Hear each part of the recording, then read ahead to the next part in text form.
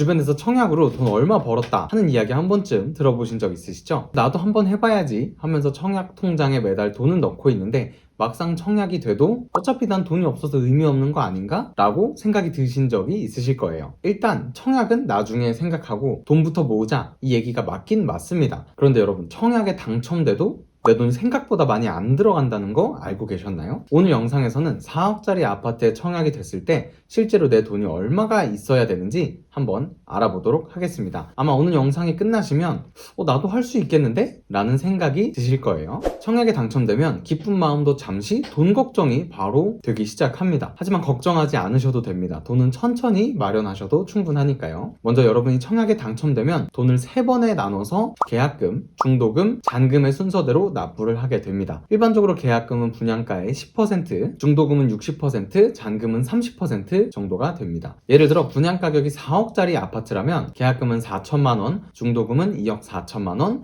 잔금은 1억 2천만 원이라는 얘기죠. 물론 계약금이 20%인 경우가 있긴 있습니다. 그런데 전 이 돈이 없는데요? 걱정하지 않으셔도 됩니다. 이 돈을 한 번에 내는 게 아니니까요. 지금부터는 가장 먼저 내야 하는 계약금부터 시간 순서대로 그 돈을 어떻게 마련할 수 있는지 설명드리도록 하겠습니다. 앞서 말씀드렸던 것처럼 계약금은 대부분 10%입니다. 분양가가 4억짜리 집이라면 계약금으로 4천만 원이 필요하다는 얘기인데요. 이때 4천만 원 전액을 현금으로 납부를 하셔도 되지만 만약 돈이 부족한 경우에는 이 두 가지를 활용할 수 있습니다. 첫 번째는 신용대출인데요. 내가 들고 있는 현금 플러스 신용대출을 받아서 계약금을 내시면 됩니다. 이때 분양가는 층마다 호실마다 다르기 때문에 항상 투자할 때는 보수적으로 계산하시는 게 좋습니다. 따라서 최고 분양가를 기준으로 대출을 얼마 받아야 하는지 미리 계산을 해보시는 게 좋겠죠. 그리고 두 번째는 청약 통장입니다. 청약에 당첨되면 그 청약 통장이 사용된 건데요. 그럼 사용된 통장은 이제 필요가 없어지겠죠. 사용된 청약 통장에 그동안 모아둔 돈을 계약금에 보태서 사용하시면 도움이 되실 겁니다. 가장 많은 돈이 필요한 게 바로 중도금인데요. 중도금은 일반적으로 60%를 납부를 해야 합니다. 하지만 중도금은 다행히도 1차에서 6차까지 총 6번에 걸쳐서 돈을 납부하게 되어 있는데요. 여러분이 분양받은 아파트가 규제지역에 있지 않다면 소득 증빙만으로도 중도금의 60%가 모두 대출이 가능합니다. 만약 규제지역에 있다고 하더라도 중도금 60% 중에 50%까지는 대출이 나옵니다. 만약 규제지역에서 분양을 받으셨다면 비규제지역에 비해서 10%의 돈이 더 필요한 거겠죠. 중도금 대출은 아파트마다 방법이 조금 다른데요. 무이자 방식과 이자 후불제 방식으로 나눌 수 있습니다. 무이자는 말 그대로 중도금 대출을 내가 받긴 하지만 그 이자는 시행사가 부담을 해주는 방식이고요. 이자 후불제 방식은 시행사가 먼저 이자를 다 납부를 해줍니다.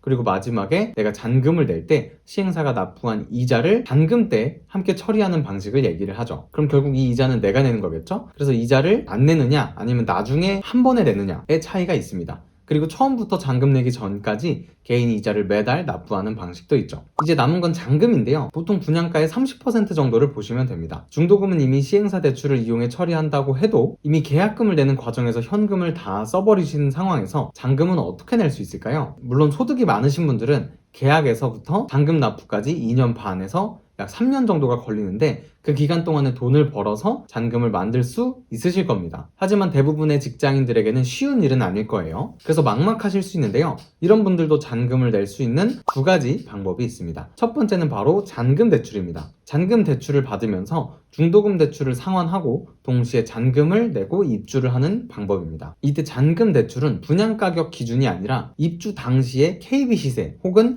감정평가 금액을 기준으로 60% 정도를 받을 수 있습니다. 무주택자라면 70%, 생애 최초라면 80%까지도 받을 수 있죠. 단, 잔금 대출을 받으실 때는 개인의 소득과 기존 대출 여부에 따라서 대출 가능 금액이 달라질 수 있으니까요. 이를 미리 확인하시고 자금 계획을 세우셔야 합니다. 그리고 두 번째는 전세를 받아서 잔금을 치르는 방법인데요. 세입자의 전세금으로 계약금 10%를 제외한 중도금 60%와 잔금 30%를 납부하는 방법입니다. 이 방법은 기존에 대출이 있으시거나 투자용으로 분양을 받으신 분들이 많이 사용하는 방식인데요. 세입자의 전세금으로 잔금을 칠 때는 입주 시 전세 가격이 아주 중요한 포인트가 됩니다. 전세 가격이 오르는 시기에는 전세가가 분양 가격보다 더 높아져서 아파트를 공짜로 살 수 있는 경우도 있긴 하죠. 이렇게 전세 가격이 충분하다면 대출을 처리하고 잔금까지 낼 수 있으실 텐데요. 하지만 전세 가격이 낮다면 추가로 돈이 필요하게 되겠죠. 그럼 그 돈이 얼마나 필요할지 예상을 할 수 있어야 되는데요.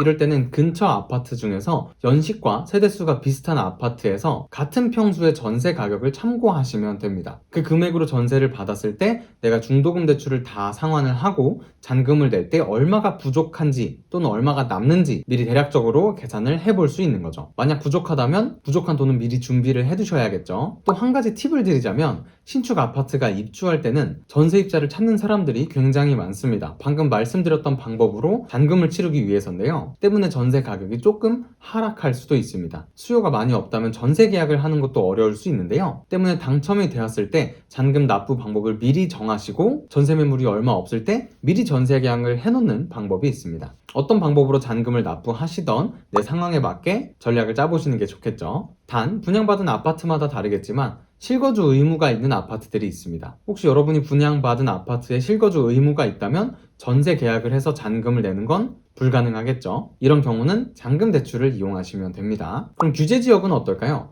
규제 지역은 중도금 대출이 총 60% 중에서 50%까지만 대출이 나온다 라고 말씀을 드렸어요. 그래서 10%를 자체적으로 해결하셔야 합니다. 그럼 총 얼마가 필요한 거죠? 계약금 10%와 중도금에서 10% 그리고 잔금의 30%가 필요하니까 총 분양가의 50%의 현금이 필요한 겁니다. 또한 1주택을 가지고 계시더라도 기존 주택을 처분한다라는 약정을 하신다면 50% 중도금 대출을 받을 수 있습니다. 입주 시점에 잔금 대출을 받을 때도 마찬가지로 2년 이내 기존 주택을 판다고 약정을 하셔야 합니다. 이렇게 하지 않으시면 30%의 중도금 대출과 잔금 대출만 가능하니까 훨씬 더 많은 현금이 필요해지겠죠. 규제 지역에서 잔금을 치르는 방법은 비규제 지역과 동일하지만 규제 지역은 실거주 의무와 전매 제한 등의 제한이 있을 수 있기 때문에 철저하게 자금 계획을 세우시고 청약을 하시길 추천드립니다. 오늘 영상에서는 내가 청약을 한다면 내 돈이 얼마나 필요한지 알아봤는데요. 분양받은 아파트의 규제 여부와 가용자금, 잔금 납부 방법 이 세 가지를 생각해 주시면서 청약을 준비하시는 분들에게 도움이 되셨길 바랍니다.